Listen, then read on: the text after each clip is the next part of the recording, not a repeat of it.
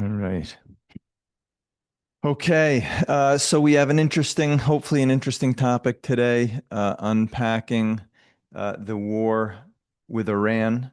Um, as you know, it's very difficult to get a good, accurate read of what's going on, but we're going to do our best. So I want to begin by saying that the Iranian regime, they are, as you all know, they are religious fanatics. They believe that martyring oneself uh, is a great thing. Dying for the regime, dying for the Islamist project of making the entire Middle East Shiite Muslim and eventually making the entire world Shiite Muslim. That is a worthy cause to die for. And in fact, there's no greater honor than to die for that cause. They have an apocalyptic view of history that clearly states that if you die as a martyr, fighting for the Islamist cause, you will be redeemed when the time comes. And there is no greater honor to die fighting against the infidel. And therefore, there is no surrender. So when you hear the President Trump talking about he wants their unconditional surrender, know that that will never ever happen. They will never surrender. The only way that this war uh, ends is either the U.S. declaring victory, um, even though it might not be a real victory, they could declare a victory. But as long as this regime survives, the Iranian regime, will view it as a victory. As long as they survive to fight another day, they will believe they won. So the only way this war ends again is either we declare a victory, but leave them in place, or the regime falls. So those are the two ways that this could end. Now, the regime is still, even though they've suffered massive blow after massive blow, and we're going to get into this in a bit, they are still managing to inflict wounds on, uh, less so on the United States, not so much on Israel, but mostly their wounds they're inflicting are on their Arab neighbors, most importantly on the United Arab Emirates. We'll discuss that in a bit. That is their most important target so far. And in fact, if you look at, the two soft points that Iran keeps striking are the United Arab Emirates and the Strait of Hormuz, which is responsible for a significant percentage of, where oil transits through. So it's a significant oil transit.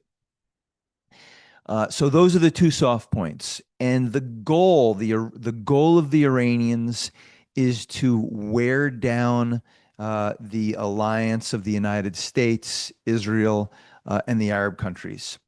Now, Israel is never going to be worn down. They will not grow tired. They will not be. They will be completely psychologically immune to higher oil prices. They will also experience higher oil prices. In fact, the price of oil in Israel is far higher than it is in the United States. That won't stop them. But the real risk here is that the United States will tire of high oil prices, and the United Arab Emirates, because they're suffering some, not they haven't suffered much damage, but the risk here is the United Arab Emirates is running out of missile defenses. They haven't run out, but they might be a couple of weeks away from running out. So they need to be restocked, and the United States and Israel are going to need to restock the United Arab Emirates in terms of making sure that their missile defense system remains robust. Uh, so I would say the biggest risk here, assuming the United Emirates can be restocked, the biggest risk is the United States.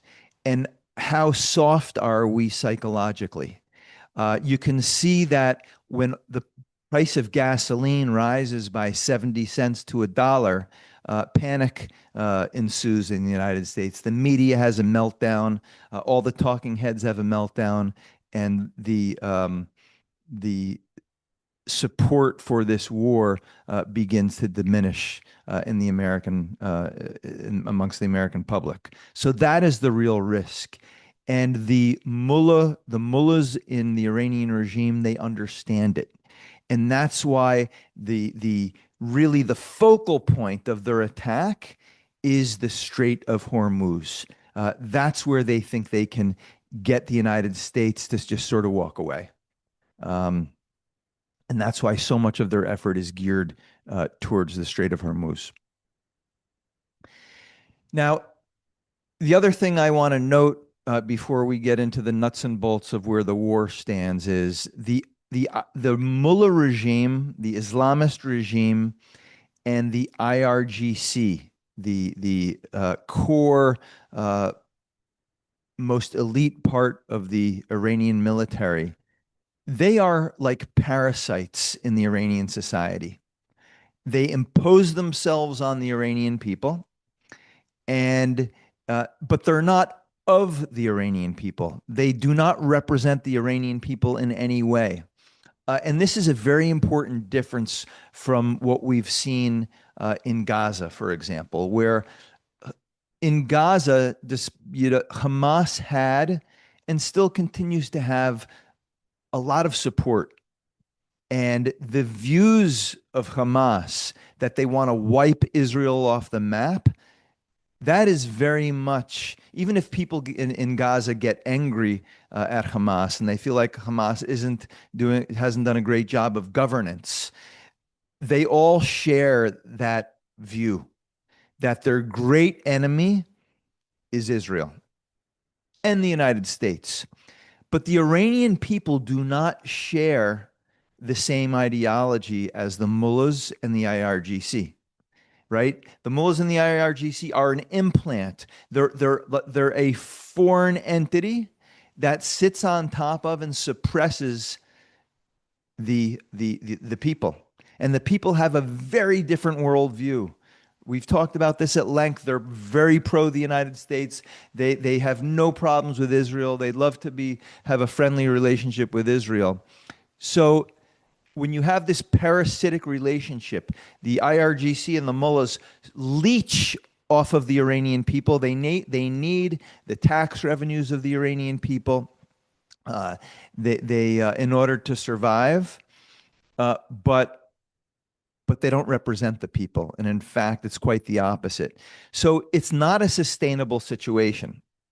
And ultimately, this is what the United States and Israel are trying to pound away at the infrastructure of the regime, to weaken it so that ultimately the people can rise up and express their views, take to the streets, and play their role in overthrowing this parasitic entity that sits on top of them and sucks away at their society. Now, turning back to the oil market, you can see that there is a lot of angst over the oil market. The reason why the stock market is struggling so much is because of the upward pressure we're seeing on oil prices, and we're seeing upward pressure on oil prices because the Iranians have successfully shut down the Strait of Hormuz from oil tankers going through those seas and transporting oil throughout the world. So really, it's a game of time here. It's a game of time. It's a war of time. Can the Iranian regime keep oil prices high enough and push them even higher to exhaust the United States? Or can the United States successfully take over the Strait of Hormuz, free it up so oil can be transported through the straits, oil prices come back down, and the United States can continue to hammer away at the regime until they weaken the regime enough so that people can rise up. That's what's going on right now. These are critical days, critical weeks, and who is going to outlast who? So we've seen just today that there were three transport ships. They weren't transporting oil, they were transporting other cargo. One was going right through the Strait of Hormuz, the other were in the Persian Gulf, close to the strait. And the Iranians managed to hit with either drones or missiles three of these boats. They didn't sink them, but they did quite a bit of damage to the boats. And obviously, that's going to deter other ships, other global ships carrying oil from transporting barrels of oil through that route. So we can expect to see the United States. Trump had threatened if Iran hits any ships here, if they hit any ships, we are absolutely going to unload. We're going to ramp up far beyond what you've seen thus far. So I would expect, basically starting now and in the days ahead, absolute carpet bombing of this area. We're going to see the U.S. Flying their B-2s and maybe B-52s, just hammering away at anything Iranian that they suspect of shooting drones or weapons at ships. And the question is, are we going to be successful? And ultimately, we will be successful. You know, is it going to be a week or 2 weeks or 3 weeks? Or will the Iranians manage to tire us out and not allow the military to have sufficient time? That's really what we're talking about now.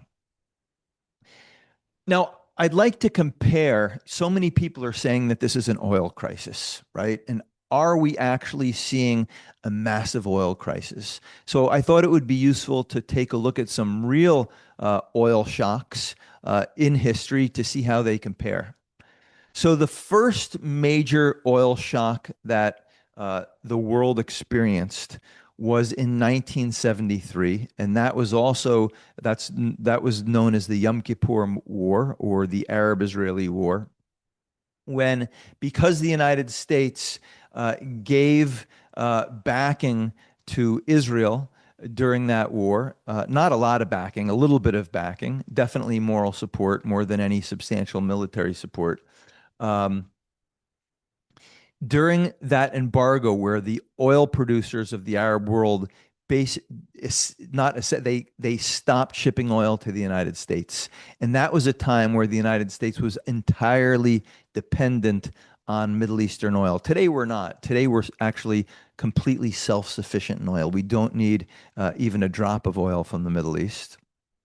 But back in those days, we pretty much got most of our oil from the Middle East. So during that oil embargo, oil prices shot up by 300%. And there were massive, massive shortages. I don't know if any of you were, I'm sure some of you were alive during those years. I was. And I remember clearly there were huge oil lines. When you wanted to fill your car up with gas, you'd have to wait online. And there were alternating days when you could, you know, based on what your license plate number was, when you were allowed to go to the gas station to get oil. Now, that was a time when we were already experiencing a period of low growth. We came into that oil shock with low growth, and we came into that period with already higher than wanted inflation. And this just kind of sealed the deal. And we ended up with even lower growth and even higher inflation. And this, we went through a protracted period in the 70s known as stagflation. But that was a 300% increase in the price of oil. Okay, so remember that 300%.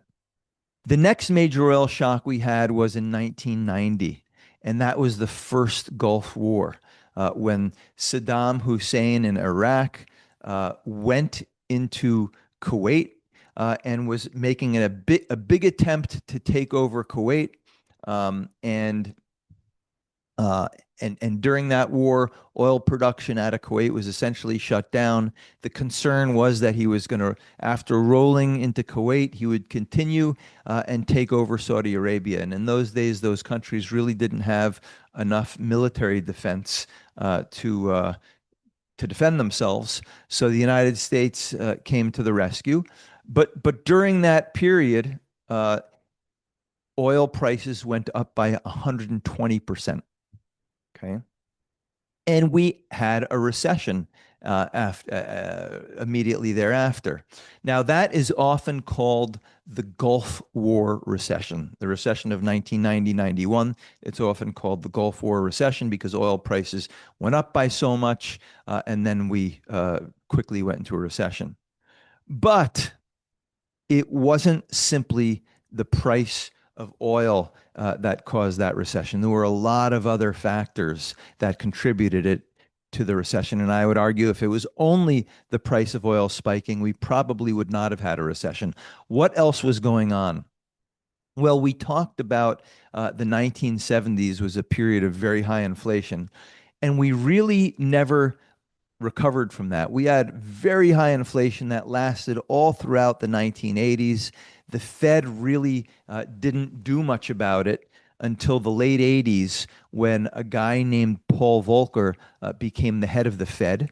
And he raised interest rates very aggressively into the double digits.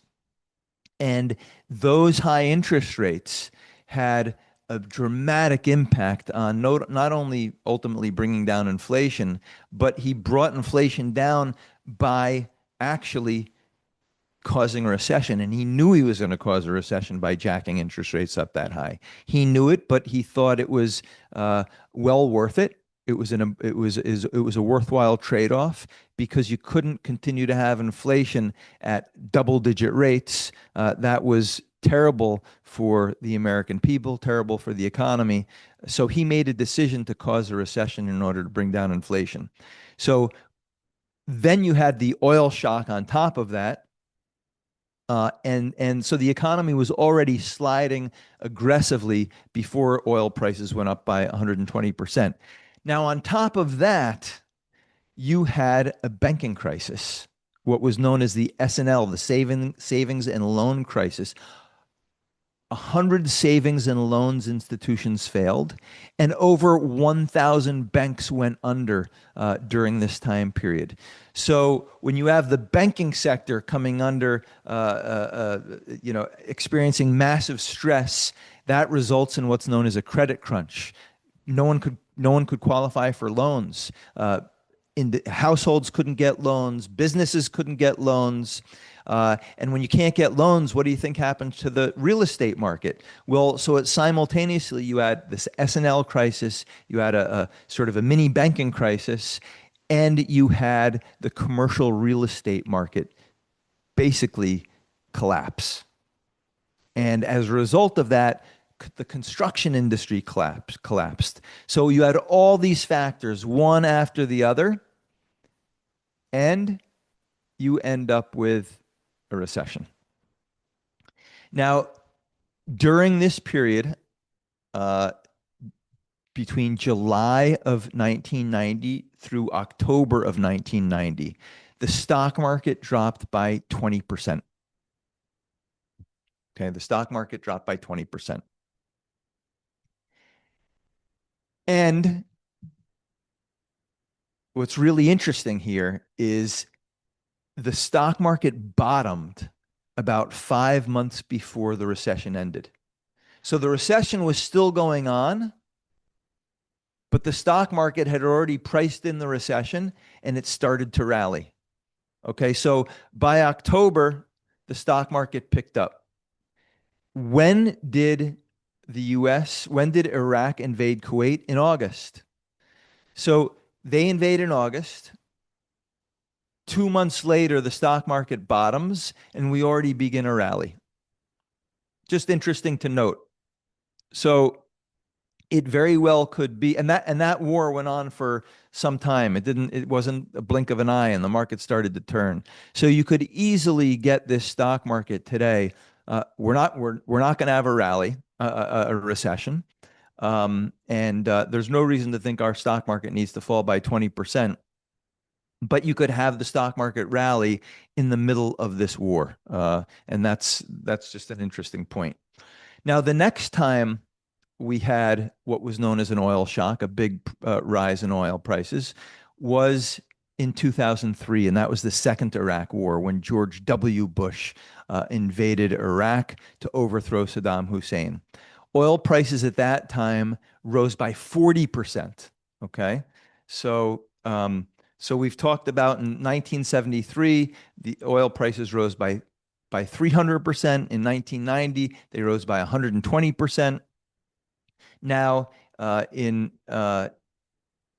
2003, they rise by 40%. So less this time, and the stock market actually didn't stumble. It did absolutely fine. There was no economic impact, no recession. The economy did absolutely fine. And that brings us to 2022, which was the last stock market. That was the last oil shock. During that time, remember, Russia invades Ukraine in February of 2022, and oil prices rose by 45%. Now, we did not have a recession, but the stock market fell by 18%. 18%. So a 45% rise in oil prices and an 18% stock market decline. Now, there was no recession. Okay. Interestingly, though, every single economist, and I'm saying 100% of economists on Wall Street, and not only on Wall Street, but private sector economists that work for businesses, they were all saying recession. And they were drawing an analogy. They were saying this looks just like 1973. By the way, I did not think it looked so. So there was one economist who said, no, this is not going to be a recession. That was me. But I really, nobody agreed with me. I spoke with many people. I couldn't get anyone to see it the way I did. Now, there were other things going on at the time that were very damaging to the US economy. It wasn't just an oil shock. We also had the persistence of major shortages of goods in our economy, which was still a hangover from the 2020, 2021 COVID crisis. A lot of shortages of goods. So we were having a lot of inflation already, and then on top of the inflation that we were having, we also had these higher oil prices. And oil prices stayed at over $100 a barrel on WTI. WTI is, it stands for Western Texas Oil. That WTI is the benchmark that we use for the price of oil in the United States. That was over $100 a barrel for 67 straight days. Okay, 67 straight days. On top of that, we had all types of goods and shortages of other goods, and that combination caused inflation to rise to 9% by July of 2022.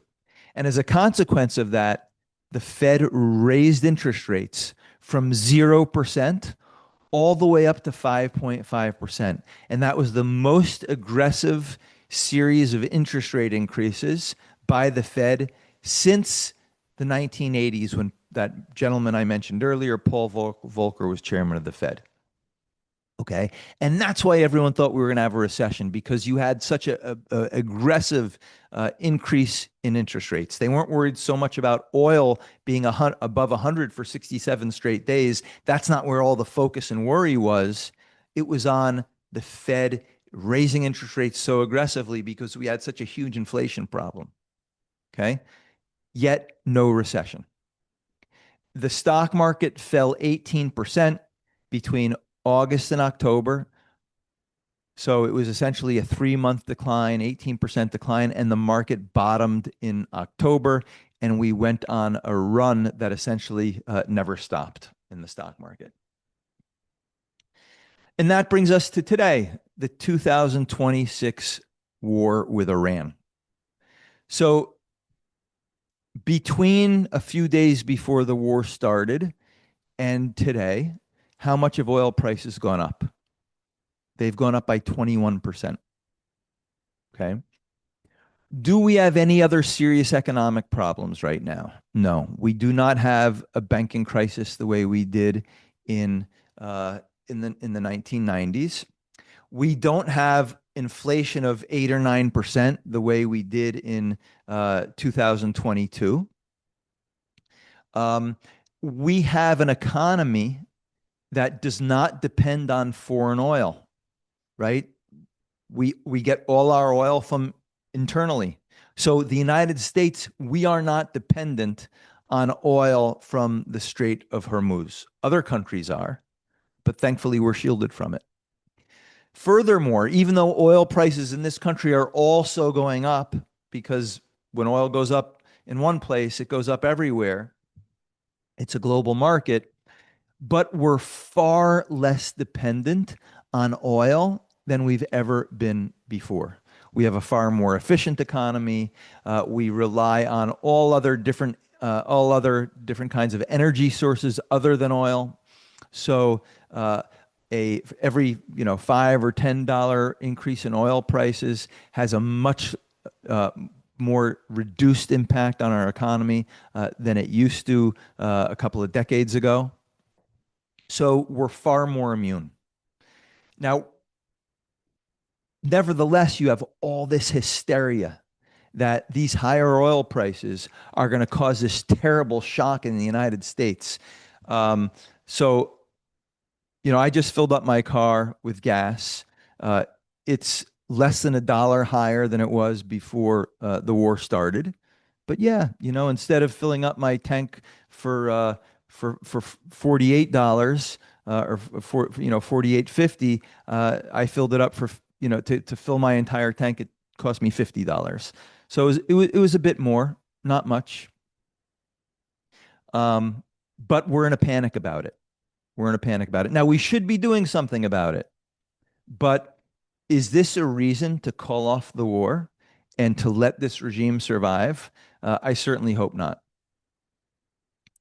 So I just wanted to give you some perspective about historical oil shocks and how we compare today. And you can see, at least so far, the price of oil has gone up by far less than it has in any other oil shock. And it's really hard to call this an oil shock, right? A 21% increase in the price of oil. We're still below $100. There's no reason it should cause our economy to roll over into a recession. We have no other glaring economic vulnerabilities. So I just wanted to put that in perspective. Now, I just want to get into a little bit of reporting from the media. So yesterday, both CNN and CNBC reported that Iran is beginning to mine the Strait of Hormuz. Okay. And they cited 2 unnamed sources, not from the U.S. intelligence community, but close to the U.S. intelligence community. So really, what sources, and why can't they name the sources? And why aren't those sources actually in the intelligence community? It raises some serious questions, at least for me. Now, this morning, we're also being told that Iran is exporting more oil out of the Strait of Hormuz than before the war, right? And where are those exports going? Well, not surprisingly, they're going to China, right? Because China, of all the countries in the world that are dependent on Iranian oil, China's the most dependent. In fact, we talked about this, 90% of Iran's oil exports go to China. So if all these ships are leaving the Strait of Hormuz and going to China, by the way, the Strait of Hormuz is 2 miles wide. It's very, very narrow. Is it mined or can ships pass through? Call me simple minded, but I don't think you can have it both ways. One of these reports is wrong. Either they mined it, which means it's incredibly dangerous for ships to pass, or they didn't mine it and ships can pass. Okay. I believe ships are probably passing. And the story from yesterday was a false story that CNN and CBS were super happy to run because they have an axe to grind. They want to make this war look like it's an utter catastrophe. And they want to humiliate the president, President Trump, and end this war as soon as possible and hand the United States a defeat. That's what they want. And that's why they're so quick to report stories that are unverified, that have unnamed sources by people who aren't even in the intelligence community. Look, maybe I'm wrong, but there's so much history here. There's so much history here of CNN, of CBS, of the New York Times, of reporting false stories that get retracted weeks later in the back pages or in little whispers, and they never learn their lesson, or they do learn their lesson, but they could care less, and they continue to report unverified stories or sometimes even outright lies. So call me skeptical about the story of the mining of the Strait of Hormuz. Okay. Again, I don't have proof, but to me, these two stories look highly contradictory. Now, Trump yesterday tweeted that we have no reports of the Strait of Hormuz being mined. Okay. I'll take the president for his word. It tells me that no one in the military or in the CIA or any of the any of the other various agencies that probably closely monitor the strait are reporting to him that they have been mined. But he went on to say that if you have mined them, and this is, I think, more of a warning, the military consequences will be more severe than you've ever seen before. Now, we're going to see that anyway, now that we had these three ships attacked. Not American ships, by the way. There were, I believe, two Thai ships and one Japanese ship that were attacked. But I think that now we're going to see, as I said, a massive carpet bombing of the area. And then afterwards, we learned that there are 16 mining boats that have been sunk.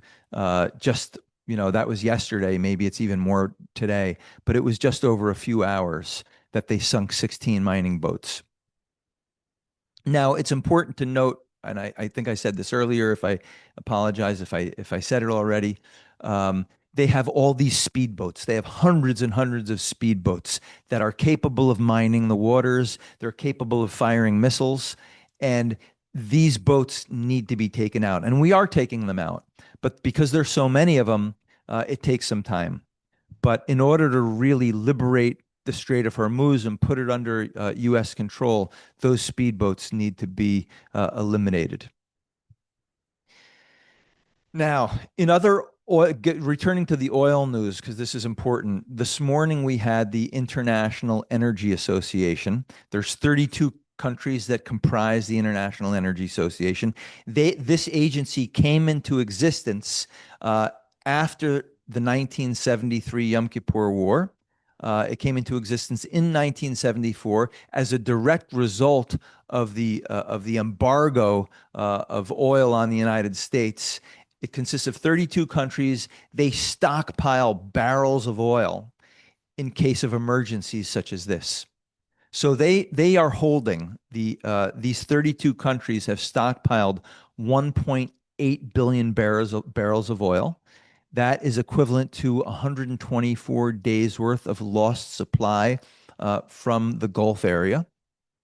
So that's a lot of oil. 124 days is a lot of oil. They released 400 million. They announced the release of 400 million barrels of oil, and that oil in the coming weeks will begin to be released, and hopefully that will reduce some of the pressures on the oil market and buy this military effort more time. So as of this morning, as of, just before we got on the call, as I said, oil prices were up by 21%. So that put them at about $91.50 on Brent crude oil. That's a global benchmark, and about $86.70 on WTI. The announcement by these 32 countries did not cause the price of oil to decline. Why is that? Because this story was rumored yesterday that this was going to happen. You had a decline in oil prices yesterday. Today, oil prices actually increased a bit on the announcement because it was largely priced in already. But nonetheless, as the oil actually comes into the market, you could at least see oil prices hopefully stabilize, maybe go down a little bit. Hopefully, they won't go much above $100. So now let's turn to the war, because that's really going to dictate not only what happens with oil prices over the medium and longer term, but whether or not Iran becomes less of a danger to the Middle East and to the world. And hopefully, Iran can become a more stable place. And if so, it will dramatically weaken China and Russia. They will be losing an important part of their dangerous access. So, where do things stand? Well, first, let's start with the leadership structure of Iran. Mujtaba Khamenei, the son of the former leader of Iran, the son because the former leader of Iran, as you all know, has been killed. So he was named, right? He's officially now the new leader. He is a monster. He is at least as bad as his father. Some say he could even be worse than his father in terms of his willingness to use brutality on the local population. And the question is, where is he, right? Since his father was killed in the first 5 minutes of the war, he has not been seen. Now, we know that at a minimum, he was badly wounded. Some say that he was so badly wounded, his leg was amputated. Some say he's in a coma. Some even say that he's dead, but he was named anyway. CNN yesterday or this morning reported that he's fine. He's just a little banged up and bruised and scratched. He's got maybe a broken foot, but he's okay. Now, as I said, CNN cannot be trusted. If he was really just banged up, wouldn't you think he was shown his face and made some comments? I suspect he's a little bit worse off than the CNN report suggests. But who knows? Maybe this afternoon he will make an appearance. But it is quite curious that as this war has gone on and on and on, and Iran is really on its back foot, as we're going to get into now, we have not heard a peep from him. So where does the war stand? Well, the U.S. and Israel continue to dramatically reduce Iran's ballistic missile capability. They are still shooting ballistic missiles, but much less every single day. You wouldn't know that from listening to the media or reading the New York Times or the Washington Post or the Financial Times. You would think that they continue to inflict massive damage. It's not that they're not inflicting some damage, but every single day they're inflicting less damage, and there's fewer rockets being launched.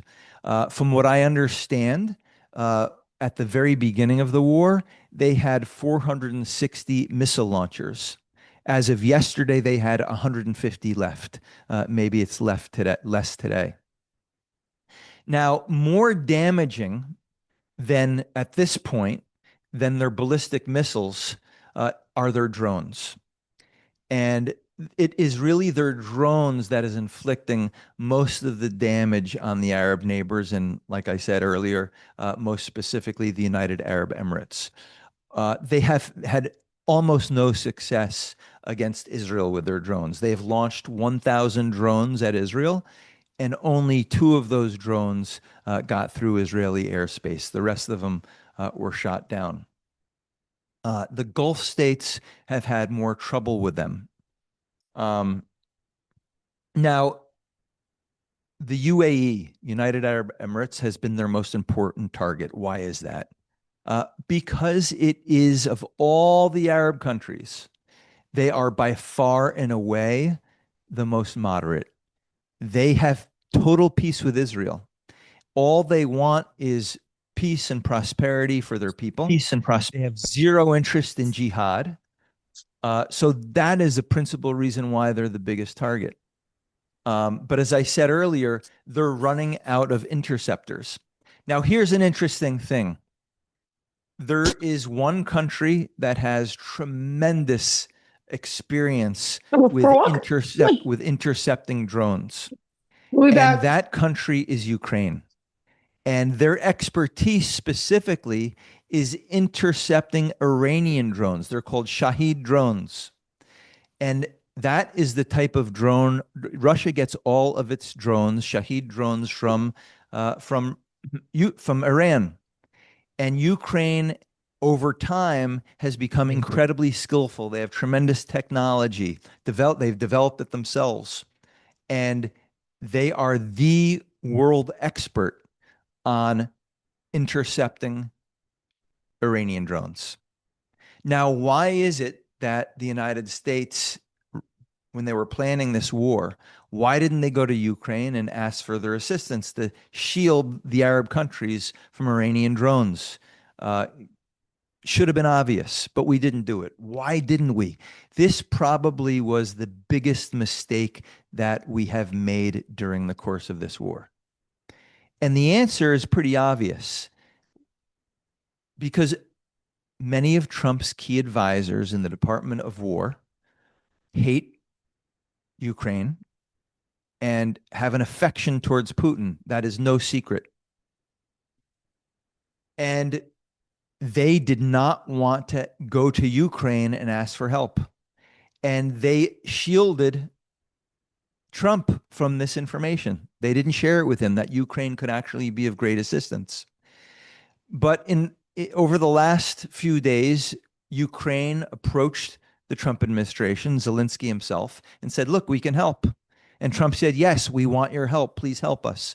So just now you have Ukrainians starting to show up in these Arab countries, and they are going to hopefully be of enormous assistance in helping United Arab Emirates and some of the other Arab countries in protecting themselves from these drones. So let's see in the weeks ahead if we start to see these drones have much less success in terms of landing in these Arab countries. Now, one big result of Iran attacking all of these Arab countries, it's an unintended consequence from Iran's perspective. These Arab countries have become much closer to the United States, with one exception, and that's Turkey. So, for example, Saudi-U.S. ties are much better. And in fact, Saudi ties with the United Arab Emirates, these two countries were not getting along well right before the war. And in fact, it was inhibiting potentially the Saudis joining the Abraham Accords. But now that they're both fighting this common enemy, some of the divisiveness between Saudi and United Arab Emirates, it's de-escalating. Relationships are becoming warmer, and again, Turkey is the one exception. And after this entire war is over, assuming that Iran is dealt with in an acceptable fashion, Turkey will probably become the one country in the Middle East that is a sore spot, and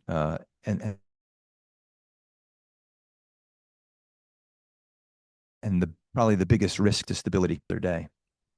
Going back to the progress that we're making in the war, the Air Force, the Iranian Air Force, is essentially no more. Uh, we have now really begun to hit the IRGC and the Basij very hard. The latest reports that I've heard personally is that something like 1,000 members of the IRGC have been killed. It may be bigger than that, more than that at this point. The Basij also getting hit hard. Of course, this needs to continue. We continue to make progress on the nuclear program. The one story that you're going to hear, and it's surfaced, we do know that the Iranians did enrich uranium. And in the war, the 12-day war last June, when we destroyed their nuclear facilities, their enriched uranium was buried under a lot of the rocks from the destroyed facilities. And that enriched uranium is still there. It's still buried. We know exactly where it is. We've known where it is ever since the end of that war. The Iranians also know where it is. We're monitoring it. And the big question is, are we going to go in and get it? And I think the conventional wisdom among experts is at some point we're going to get that enriched uranium.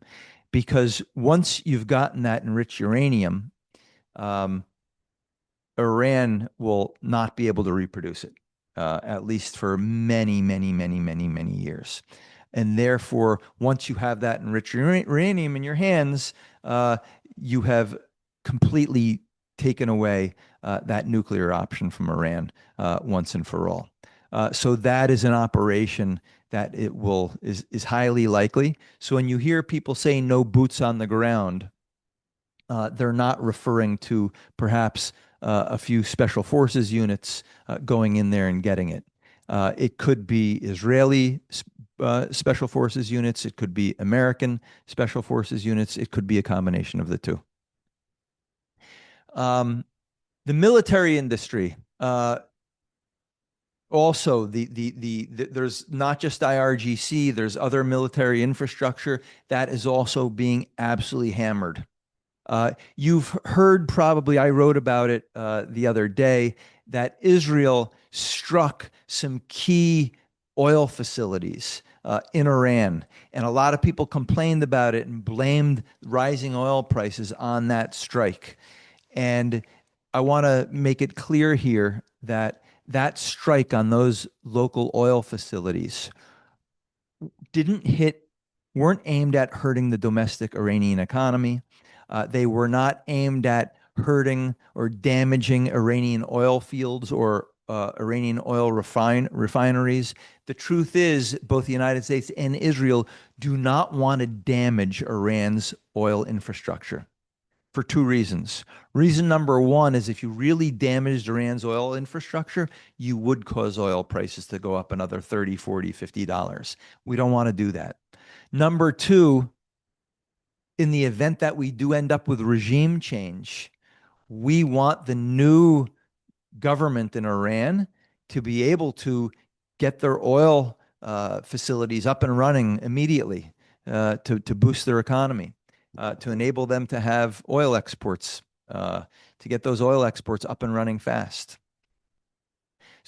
What this strike against the oil facilities, these are oil facilities that are used completely by the Iranian government.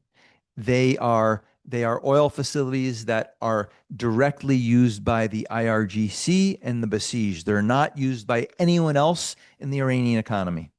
So the hit there, the strike, was meant to do serious damage to the Iranian regime, the IRGC and the Basij. And it was effective. So the goal here, the goal with that strike is to suffocate the regime economically, to suffocate them militarily.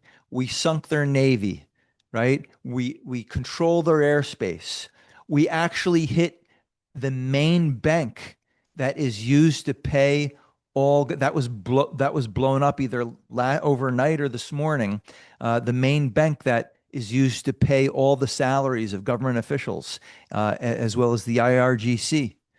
And if you can't pay your people that are working for the regime, it becomes more and more challenging to sustain the war effort, right? And for sure, I portrayed this regime as deeply ideological. They'll work for free for sure, but there are certainly those who are in it for economic gain.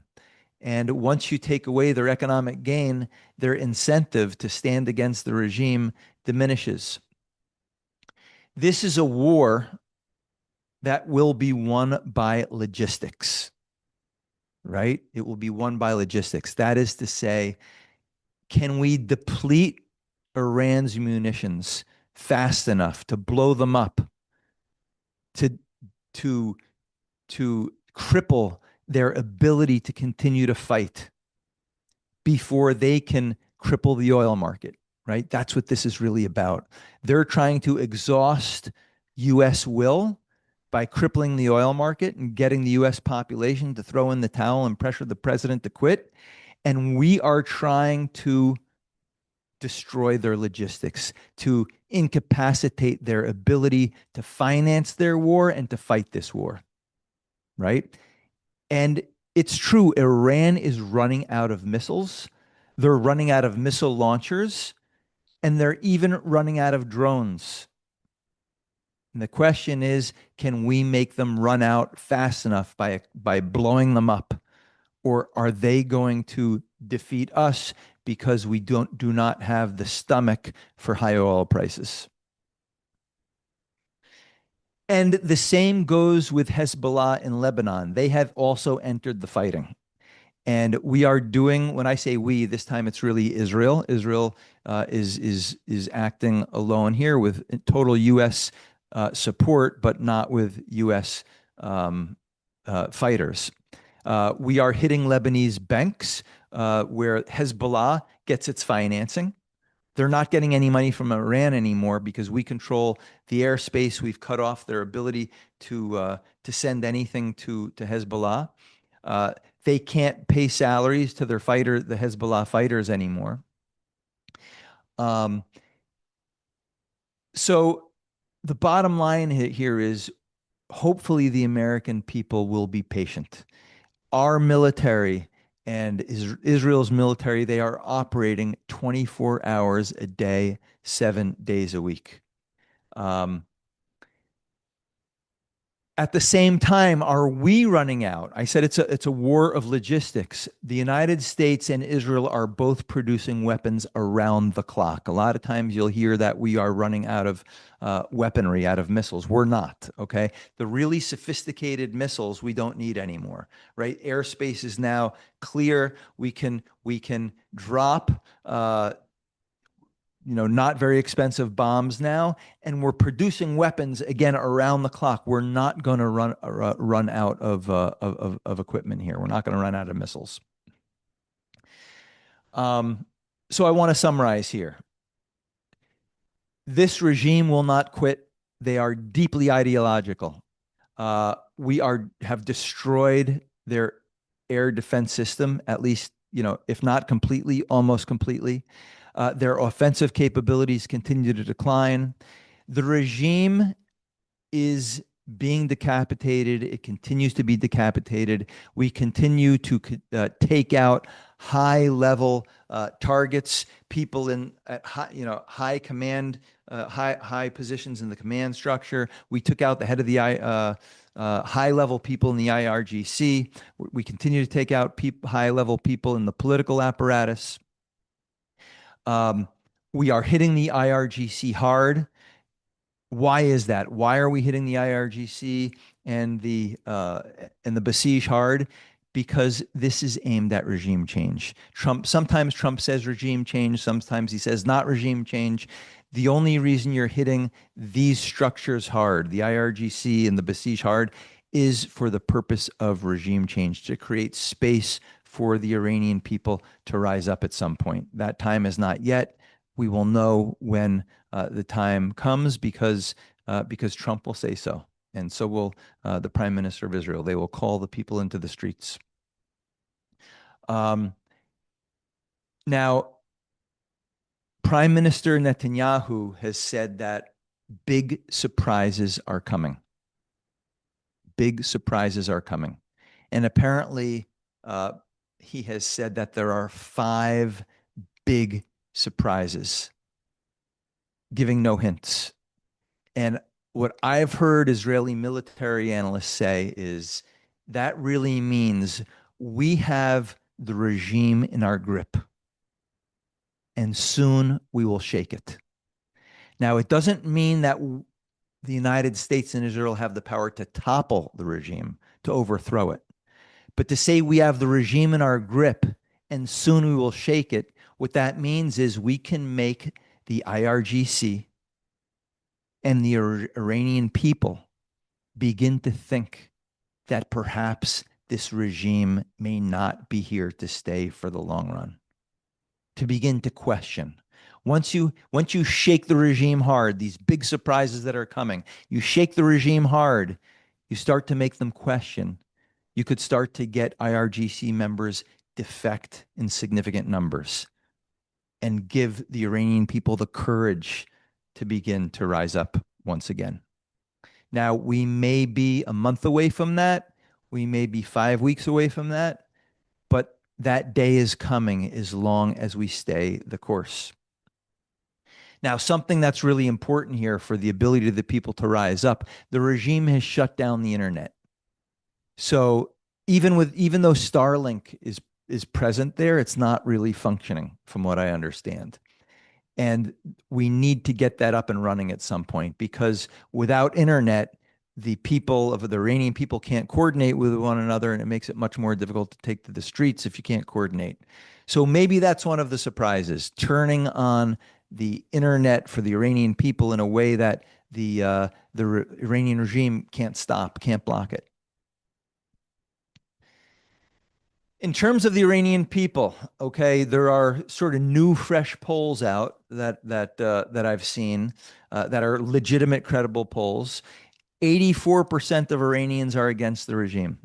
Okay, 10% stand with the regime, and 6% are sort of I don't know. Okay, again, this is so different from what you had in Gaza, right? So different. And so many times you hear people make a comparison. Look, you can't overthrow the regime. You can't overthrow, it's impossible. Well, when you have 84% of the country that despise the government and want change and want to be close relationships with America and Israel, okay, that is not Gaza, right? People make these simplistic comparisons that say, oh, Gaza, you could never transform Gaza. You'll never get rid of the Iranian regime. It's hopeless. The IRGC has complete control. 84% of the country wants regime change desperately. Okay. This is not similar to any other situation we've seen in any country in the Middle East. It is completely, completely different. So to give up on the possibility of regime change does not make sense. Now, there's a lot of bravado out of the Iranian regime, right? A lot of bravado. The more they threaten constantly, they threaten constantly. But one thing that I've learned is the more they threaten, the weaker they think they are, right? The more chest pounding they do, the scarier they sound, the more insecure and the weaker they feel. Nevertheless, as I said, this is a religious war for them. They see this as Islam versus the world. And more specifically, it's their version, Shiite Islam versus the world. And there is no such thing as peace in their view until they conquer all the infidels. If Iran were to signal that they want a truce, it's a fake truce. They would just wait for the United States to have another president who's weaker than Trump so they can rebuild. Because they believe the United States does not have the will, the stomach, the stamina to fight. And you know what? When they see what's written in our media, when they read the New York Times and they do, when they hear CNN and they do, when they read social media and they see all the people saying Iran is winning, they perceive weakness, right? In large part, they're right. We are incredibly soft, unfortunately, but our president is not, thankfully, at least for now. And hopefully he can withstand all the domestic pressure.